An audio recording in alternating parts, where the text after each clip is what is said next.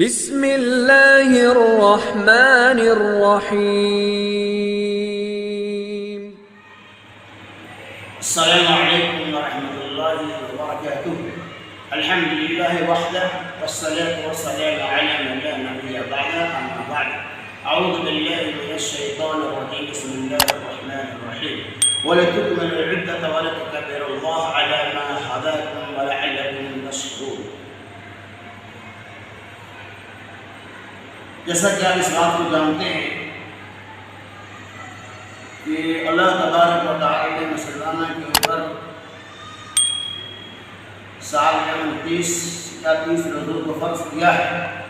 روزے کی تکمیل کے بعد اللہ تبارک و تعالی نے شکر گزاری کے لیے شکرانے نعمت کے طور پہ ہمیں 2 وقت کی نماز 2 رکعت نماز پڑھنے کا حکم دیا ہے، جس نماز کو ہم عید الفطر کی نماز کہتے ہیں۔ اللہ تبارک و تعالی نے فرمایا وَلَتُكْمِلُوا الْعِدَّةَ وَلَتُكَبِّرُوا اللَّهَ، تم گنتی کے دنوں کو پورا کر لو، پھر اللہ تبارک و تعالیٰ کی بڑائی اور کبریائی بیان کرو۔ اللہ رب العالمین نے تمہاری رہنمائی کی ہے، لعلکم تشکرون، تاکہ تم اللہ تبارک و تعالیٰ کا شکر ادا کرو۔ اس آیت سے پتہ چلا کہ ہم اللہ کی بڑائی اور کبریائی بیان کرنا چاہیے۔ یہ نماز کی بڑی اہمیت ہے، جسے تمام مسلمانوں کے اوپر ادا کرنا واجب الوجوب ہے، بلا کسی شرعی عذر کے اس کو توڑنا، ترک کرنا، چھوڑنا یہ گناہ ہے۔ لیکن اللہ کے نبی صلی اللہ علیہ وسلم نے عید الفطر کی نماز کو اجتماعی طور پہ تمام مسلمانوں کو اکٹھا ہو کر پڑھنے کا حکم دیا ہے، لیکن لاک ڈاؤن کا زمانہ چل رہا ہے، ایسے ماحول میں ہماری مساجد بھی بند ہیں، جس کی وجہ سے عید الفطر کی نمازیں ہم مسجدوں میں یا عیدگاہ میں نہیں ادا کر سکتے، لہذا ہمیں اپنے عید الفطر کی نماز کو اپنے گھروں میں ہی ادا کرنی ہے۔ اب سوال یہ کہ عید الفطر کی نماز ہم کس طرح سے ادا کریں گے؟ تو سن لیجیے، ضروری بات یہ ہے کہ جس طرح سے ہم مساجدوں کے اندر، عیدگاہوں کے اندر عید الفطر کی نمازیں ادا کر دیتے ہیں، اسی طرح سے ہم اپنے گھروں میں بھی ادا کریں گے۔ بس صرف فرق یہ ہے کہ اجتماعی طور پہ جب ہم عید الفطر کی نماز ادا کرتے ہیں وہاں 2 رکعت نماز کے ساتھ ساتھ خطبہ بھی ہوتا ہے، لیکن گھر کے اندر ہم اپنی فیملی پریوار کے ساتھ لاک ڈاؤن کی بنا پر نماز ادا کریں گے، وہاں صرف نماز 2 رکعت پڑھیں گے، وہاں تقریر اور خطبہ کی کوئی ضرورت نہیں۔